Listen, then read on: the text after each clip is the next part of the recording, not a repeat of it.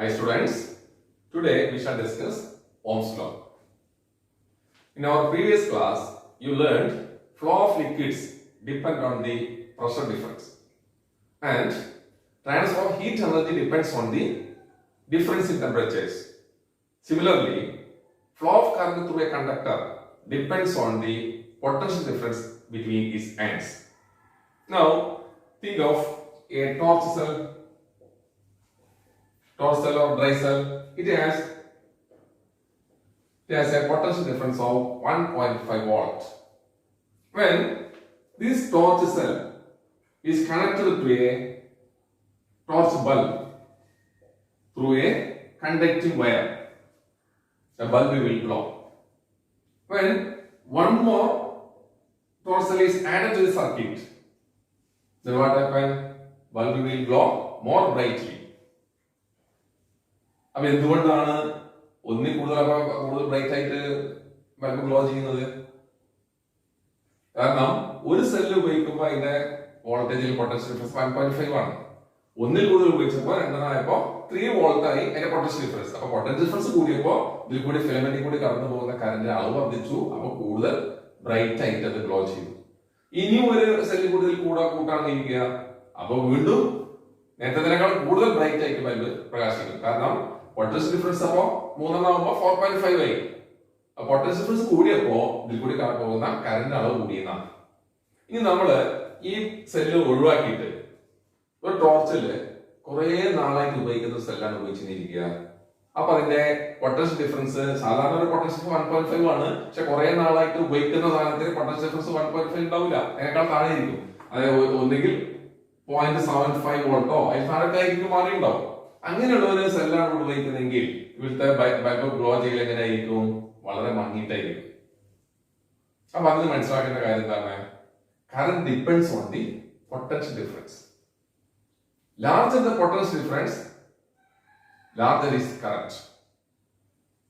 അപ്പൊ ഇവിടെ potential difference കൂടുമ്പോ, പൊട്ടൻഷ്യൽ ഡിഫറൻസ് ഞാൻ ഷോർട്ട് ആയിട്ട് പി ഡി എഴുതിയിട്ടുണ്ട്. അപ്പൊ പൊട്ടൻഷ്യൽ ഡിഫറൻസ് കൂടുമ്പോ കറന്റ് കൂടുന്നു, പൊട്ടൻഷ്യൽ ഡിഫറൻസ് കുറയുമ്പോ കറന്റ് കുറയുന്നു.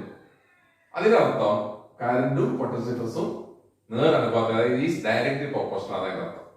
അതായത് current is directly proportional to potential difference. അതായത് പൊട്ടൻഷ്യൽ ഡിഫറൻസ് കൂടുമ്പോൾ കറന്റ് കൂടുന്നു, പൊട്ടൻഷ്യൽ ഡിഫറൻസ് കുറയുമ്പോൾ കറന്റ് കുറയുന്നു. അപ്പൊ അതിന്റെ അർത്ഥം current is directly proportional to potential difference എന്നാണ്. The relation between current and potential difference was first studied by a German physicist, namely George Simon Ohm. It states that current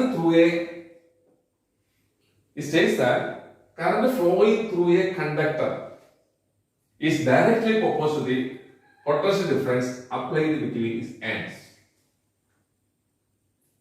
provided temperature remains same.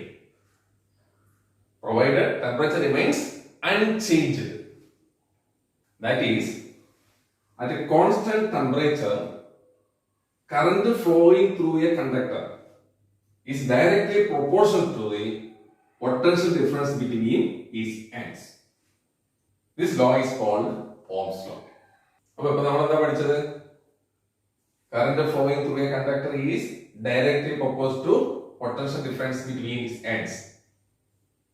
If current flowing through a conductor is I and V is the potential difference between its ends, then according to Ohm's law, I is directly proportional to V.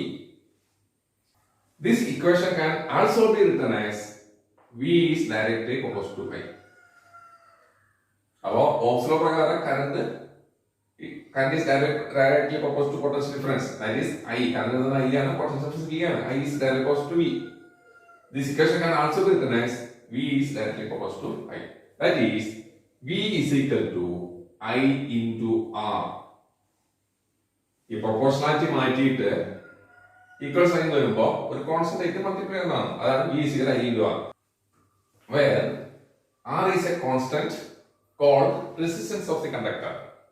Value of resistance R depends on the size, nature and temperature of the conductor. We shall discuss it later. In fact, resistance is the property of a conductor to resist or oppose the flow of electric charges through it. You know, current is the flow of electrons through a conductor. Current is the flow of electrons through a conductor. When electrons move from one end of the conductor to the other side, these electrons will collide with the other electrons. Due to these collisions, there occurs a hindrance or oppose to flow of electrons through a conductor. This property of a conductor is called resistance. That is, property of a conductor to resist or oppose the flow of electrons through it is called resistance. Now, SI unit of resistance. SI unit of resistance is ohm, which is represented by a Greek letter omega. ഇതാണ് റെസിസ്റ്റൻസിന്റെ SI unit. ഇത് Greek letter omega എന്ന് പറഞ്ഞ Greek letter ആണ്. ഇത് വായിക്കുന്നത് ഇത്ര ഓം തന്നെ, ആ സയന്റിസ്റ്റിന്റെ പേരിൽ തന്നെയാണ് ഇത്ര ഓം. ഇനി നമ്മൾ ഓംസ് നിയമപ്രകാരം, ഓംസ് ലോ പ്രകാരം നമുക്ക് കിട്ടിയ ഇക്വേഷൻ ഉണ്ടല്ലോ, V is equal to I into R. അങ്ങനെയാണെങ്കിൽ R എങ്ങനെ എഴുതാം? R is equal to V by I. Equation കിട്ടുന്നല്ലേ, R is equal to V by I. ഇതില് V എന്ന് പറഞ്ഞത് പൊട്ടൻഷ്യൽ ഡിഫറൻസ് ആണ്, അത് 1 വോൾട്ട് ആണ് ഇരിക്കുക. അപ്പൊ ഉണ്ടാകുന്ന കറന്റ് I 1 ആംപിയർ ആണ് ഇരിക്കുക. അങ്ങനെയാണെങ്കിൽ R അല്ലെങ്കിൽ റെസിസ്റ്റൻസ് എത്ര ആയിരിക്കും? 1/1 is equal to 1 ohm. If potential difference across a conductor is 1 volt and a current through it is 1 ampere, then resistance is said to be 1 ohm. That is, if potential difference between ends of a conductor is 1 volt and the current is 1 ampere, then resistance R is said to be 1 ohm. അപ്പോൾ നേരത്തെ Ohm's law പ്രകാരം നമുക്ക് കിട്ടിയ equation V is equal to I into R. അതേപോലെ R is equal to, ഇത് നമുക്ക് കിട്ടിയല്ലോ, R is equal to V by I. I കാണാമെന്ന് ഇരിക്കുക, അപ്പൊ അങ്ങനെയാണെങ്കിൽ I is equal to V by R. അപ്പോൾ മൂന്ന് തരം equation, V is equal to I into R ലെ V കാണാനുള്ള ഇക്വേഷൻ ഇത്. R ആണ് കാണണമെങ്കിൽ R is equal to കിട്ടണം, R is equal to V by I. I ആണ് കാണണമെങ്കിൽ I is equal to V by R. Now look at this equation. From this equation, it is clear that I is directly proposed to V and I is inversely proposed to R. That is, current, I know current ആണ് equal to V എന്ന് പറഞ്ഞാൽ potential difference by R എന്ന് പറഞ്ഞാൽ resistance.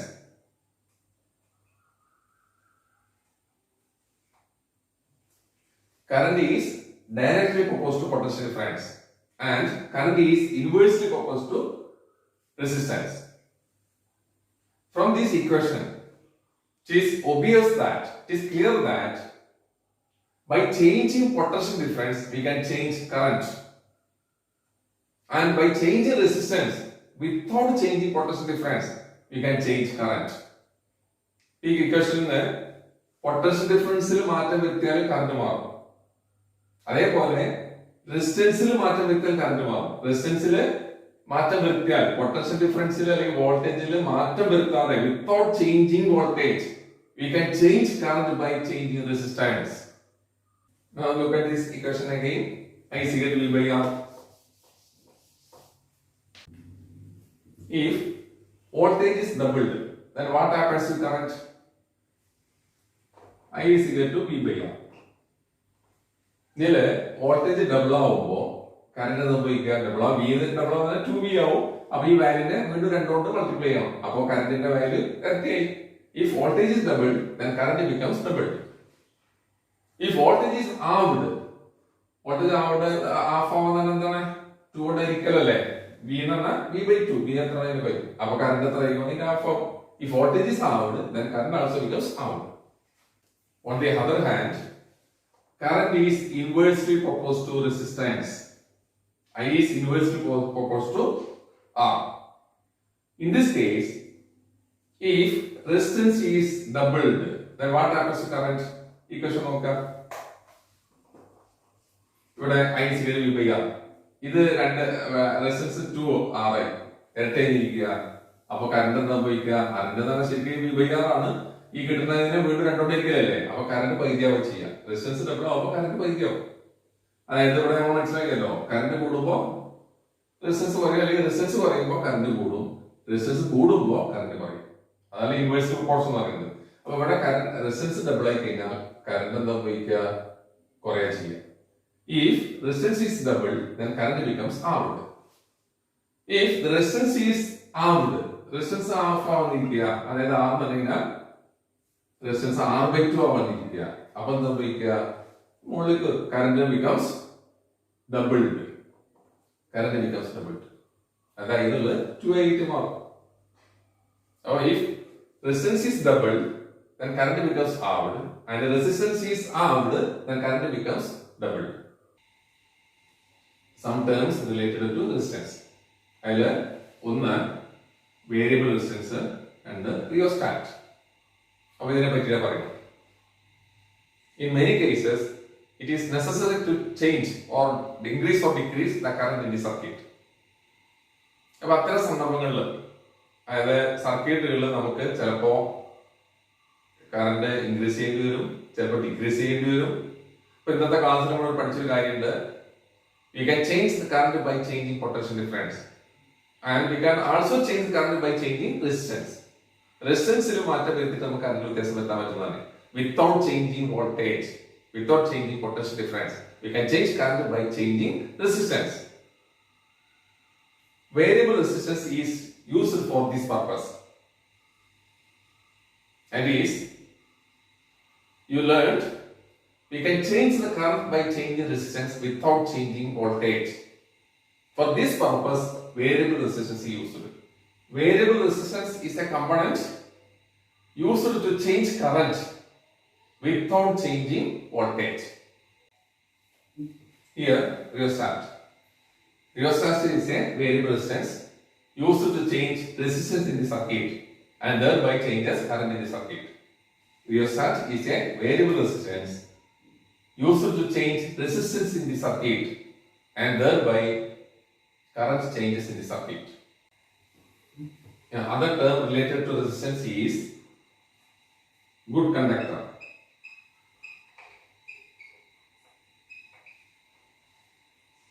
You know, all substances have resistance of their own. These resistance opposes the current or electric charges to flow through it. Substances which have very low resistance are called good conductor. Substances which have low resistance are called good conductor. Good conductors allow the current to pass through them. Silver, aluminum, copper are good conductors of electricity. Among these, silver is the best conductor. Then, fourth term related to resistance is poor conductor. Substance which have higher resistance is called poor conductor. Substance which have higher resistance is called poor conductor. Example for poor conductor: mercury, lead, stainless steel, and some alloys. Fifth term related to resistance is insulators. Insulators. നമ്മൾ നേരത്തെ പറഞ്ഞു, എല്ലാ സബ്സ്റ്റൻസിനും അതിൻ്റെതായ resistance ഉണ്ടാവും. ഇതില് resistance substance which have very low resistance ആണെങ്കിൽ good conductor, substance which have high resistance ആണെങ്കിൽ poor conductor, and substance which have infinitely high resistance are called insulators. Substances which have infinitely high resistance are called insulators. Insulators don't allow the current to pass through them. Example wood, rubber, etc. Electricians electric device ആയിട്ട് അല്ലെങ്കിൽ electric current ആയിട്ട് ബന്ധപ്പെടുമ്പോൾ they wears rubber gloves because rubber is an excellent insulator. Then sixth term related to the resistance is resistor. ഈ resistor എന്ന് വെച്ചാല് comparatively high resistance ഉള്ള പദാർത്ഥങ്ങൾ പറഞ്ഞ പേരാണ് resistor. Substances which have comparatively high resistance is called resistor. ഇത് കൂടുതൽ resistance, high resistance ആവശ്യമുള്ള ഇലക്ട്രിക് ഡിവൈസസിലാണ് ഈ റെസിസ്റ്റർ ഉപയോഗിക്കുക. കാരണം reduces the current in the circuit. Resistor reduces the current in the circuit. അപ്പൊ എന്താ റെസിസ്റ്റർ എന്ന് പറഞ്ഞു കഴിഞ്ഞാല് substance which has comparatively high resistance is called resistor. It reduces the current in the circuit. Okay.